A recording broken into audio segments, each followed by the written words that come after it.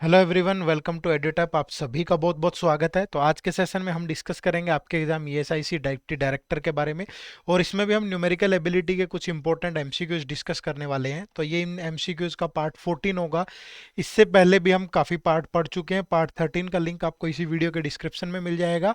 और ये एमसीक्यूज जो है, इनके थ्रू हम सारे कंसेप्ट जो है वो रिवाइज करने की कोशिश करते हैं। तो ये निश्चित रूप से आपके एग्जाम में फ़ायदा देने वाला है।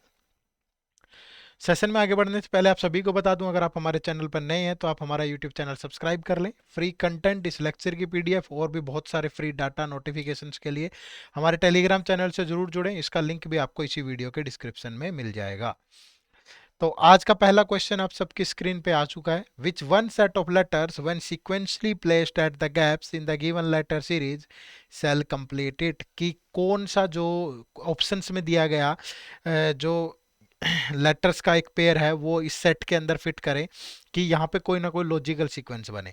तो जब भी आपसे इस टाइप का क्वेश्चन पूछा जाए, आपको क्या करना है, सबसे पहले नंबर ऑफ लेटर काउंट करने हैं, या इनको एज इट इज लिख लिया हमने यहाँ पे ए बी, फिर डैश, फिर B dash, A B E dash dash, A B, A B. अब आपको यहाँ पे total number of letter count करने हैं। 1 2 3 4 5 6 7 8 9 10 11 12 13 14 15। तो यहाँ पे लेटर बन गए 15। तो 15 से ये देखो कि या तो 3 3 के पेयर बन सकते हैं या 5 5 के पेयर बन सकते हैं। ठीक है, तो पहले मैं इसको बड़े में तोड़ने की कोशिश करता हूँ कि हो सकता है कि 5 5 के पेयर यहाँ पे बनते हों। तो 1 2 3 4 5 5 5।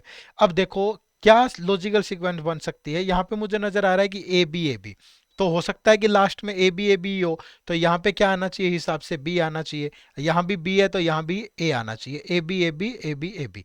अब ये तो आ गया हमारे पास, क्या लास्ट के तीन जो सीक्वेंस है वो हमें दो जो है वो तो फिल हो गए, ए और बी। अब A B A B A B A B, इसके अलावा हमारे पास लेटर ही दो यूज हो रहे हैं टोटल, या तो ए या बी। तो अब पुट करके देख लेते हैं, क्या ए पुट करने से ये सीक्वेंस बन रही है, ए बी और ए।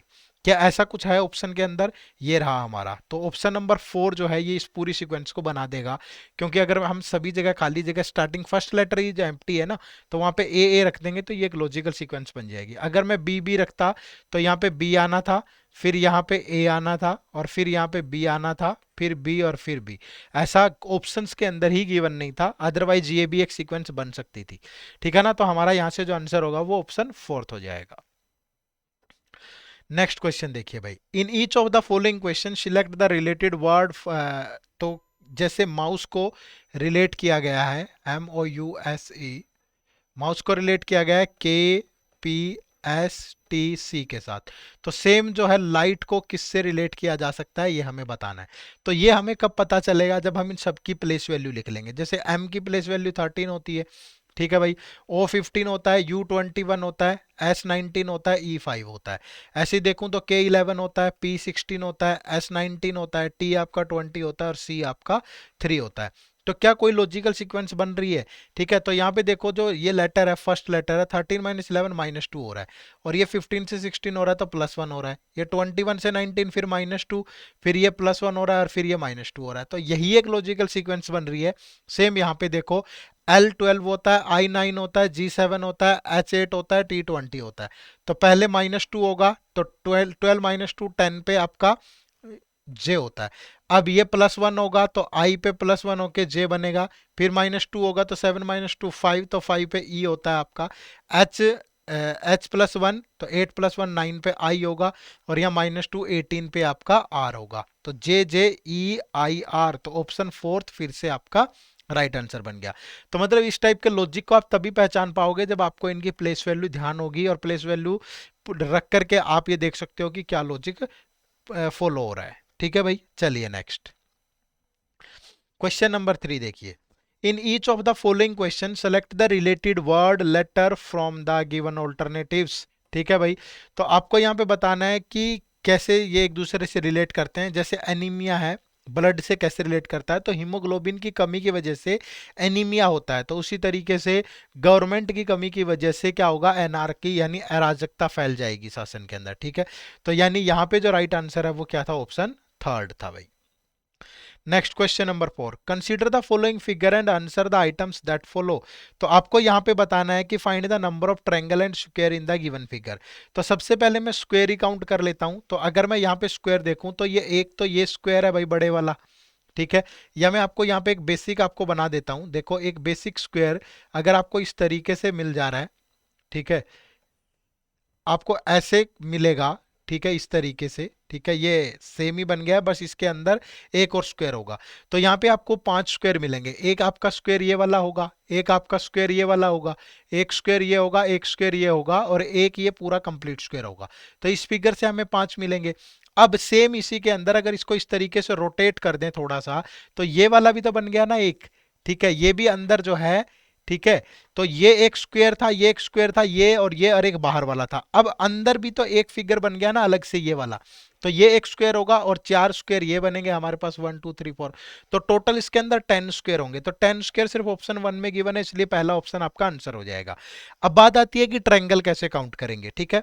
मैं ट्रायंगल भी बना के आपको दिखा देता हूं। यहाँ पे हम इस फिगर को बना लेते हैं दोबारा से, ठीक है। ये इस तरीके से बनाया गया है, साथ में इनको भी मिला दिया गया है, ठीक है भाई। तो ये हमारे पास फिगर है। अब इसमें हमें नंबर ऑफ ट्रायंगल बतानी है। देखो जब भी एक बेसिक फिगर होता है इस टाइप का हमारे पास, ये वाला जो बेसिक फिगर होता है 1 2 3 4, तो 4 का डबल, ये एक बेसिक फिगर है, इसमें 8 ट्रायंगल बनती है। तो आपका जो ये वाला फिगर होगा इसके अंदर 8 ट्रायंगल बनेगी। तो सेम इस वाले फिगर में भी 8 ट्रायंगल बनेगी, क्योंकि कोई बाउंड्री शेयर नहीं कर रहे। ये वाला फिगर जो होगा इसमें भी 8 ट्रायंगल बनेगी, और जो ये वाला फिगर होगा इसके अंदर भी 8 ट्रायंगल बनेगी। तो टोटल 8 × 4 ये होगी 32 ट्रायंगल, ठीक है। अब जब मैं इन दोनों को कंबाइंड करूंगा, ठीक है भाई, जब इन दोनों को हम यहाँ पे कंबाइंड करेंगे तो आपको 2 ट्रायंगल एक्स्ट्रा मिलेंगी। एक ये वाली ट्रायंगल, ये वाली, और एक ये पूरी होगी, और एक ये वाली ट्रायंगल, समझ रहे हो। तो यहां से 2 ट्रायंगल एक्स्ट्रा मिलेगी। ऐसे ही इन दोनों को कंबाइन करूंगा, 2 ट्रायंगल एक्स्ट्रा मिलेगी। इन दोनों को कंबाइन करूंगा 2, और इन दोनों को कंबाइन करूंगा 2। तो 2 × 4 तो 8 ट्रायंगल हमें यहां से मिल गई। अब जब हम 3 3 फिगर को मिला देंगे, जैसे हमने यहाँ पे 3 फिगर को मिला दिया, ठीक है, मैं थोड़ा सा पेन चेंज करके बता देता हूँ। जैसे ये 3 फिगर से एक ट्रायंगल बन जाएगी, ये जब 3 फिगर अपनी बाउंड्री शेयर करेंगे, ऐसे ही एक ट्रायंगल ये बन जाएगी फिर ये वाली, और ऐसे ही एक ट्रायंगल फिर आपकी ये बन जाएगी ये वाली, और ऐसे ही एक ट्रायंगल फिर ये वाली बन जाएगी आपकी, ठीक है ना। तो टोटल 1 × 4 4 ट्रायंगल ये बनेंगी। तो यहाँ से 44 ट्रायंगल आपकी बन जाएंगी, ठीक है।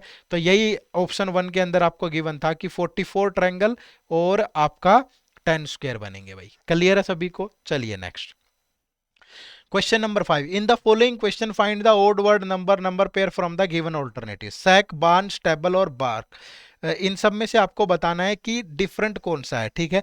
तो मैं इसके लिए थोड़ी सी एक्सप्लेनेशन आपको दे देता हूं। यहाँ पे जो सैक होता है इज अ रफली बिल्ट शेड और हट।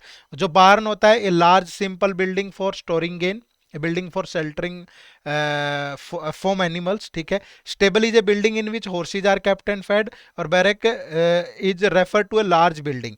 तो ये सारी की सारी एक बिल्डिंग है, लार्ज बिल्डिंग है, एक्सेप्ट सेक। सेक क्या है, रफली बिल्ट सेल्ड होता है, या हट बोल देते हैं। तो इसलिए जो सेक है वो इन सब में डिफरेंट होगा, बाकी तीनों के तीनों सेम थे भाई। क्लियर है। चलिए नेक्स्ट क्वेश्चन नंबर 6 फिर से कंटिन्यूस लेटर सीरीज का है, ठीक है। हमारे पास फिर से एक सीरीज है, T U dash R T dash S dash dash U S R T U dash, ठीक है।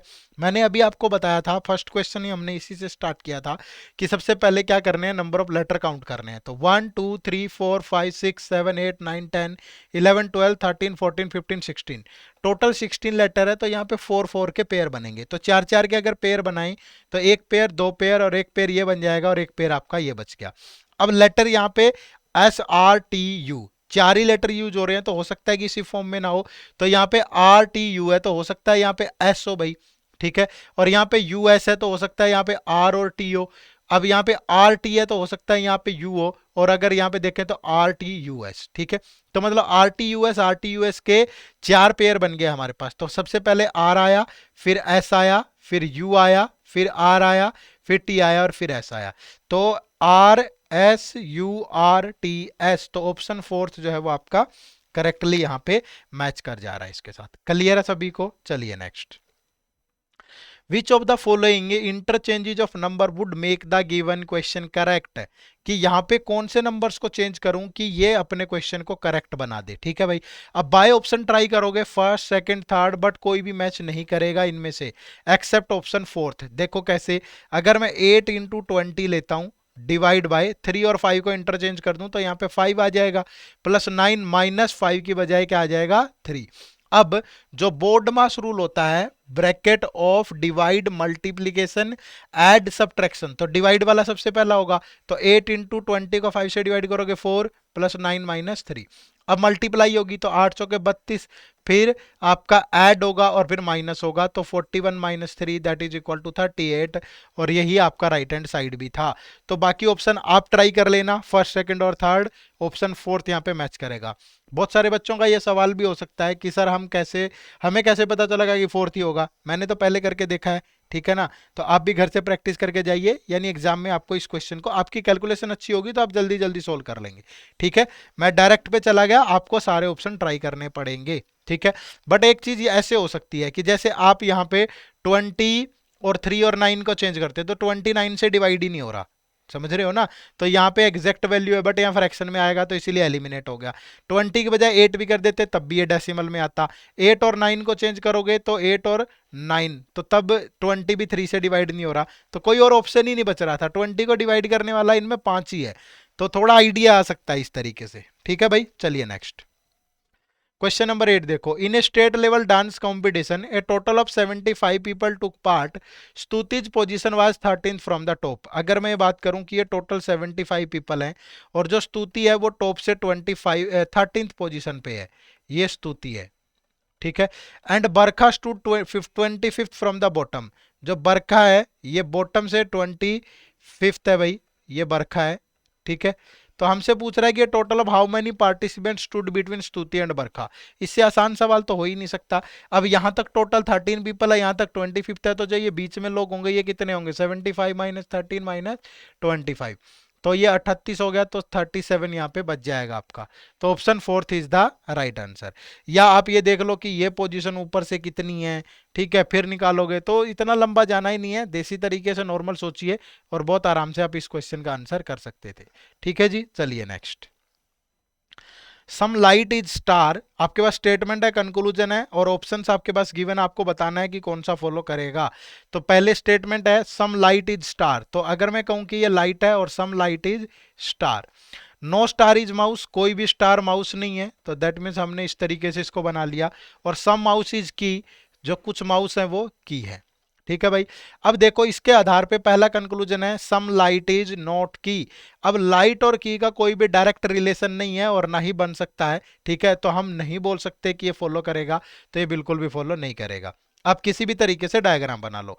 ऑल स्टार बिंग की ज पॉसिबिलिटी, क्या जो सारे स्टार हैं वो की हो सकते हैं, स्टार सारे की हो सकते हैं, क्योंकि कोई भी स्टार माउस नहीं है। ठीक है, कोई भी स्टार माउस नहीं है और कुछ माउस की है, तो जो सारे स्टार है वो के अंदर जा सकते हैं बड़े आराम से, समझ रहे हो, तो ये यही ऐसे भी तो बन सकता था ना। ठीक है, चलिए, तो ये आपका फॉलो करेगा, तो यहां से जो आंसर बनेगा वो ऑप्शन बी बनेगा, only two follow. Next question आप लोगों के लिए होमवर्क है। ठीक है, इस क्वेश्चन का आंसर आप सबको कमेंट सेक्शन में जरूर बताना है कि इस क्वेश्चन का आंसर क्या होगा।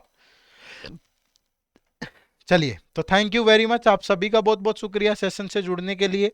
आपकी कोई भी क्वेरी है तो सुबह 10 बजे से शाम के 7 बजे तक आप दिए गए नंबर पे कॉल कर सकते हैं, या hello@edutap.co.in पे आप हमें कभी भी मेल कर सकते हैं। मिलते हैं नेक्स्ट सेशन में इसी जोश और उत्साह के साथ। थैंक यू वेरी मच, जय हिंद, जय भारत।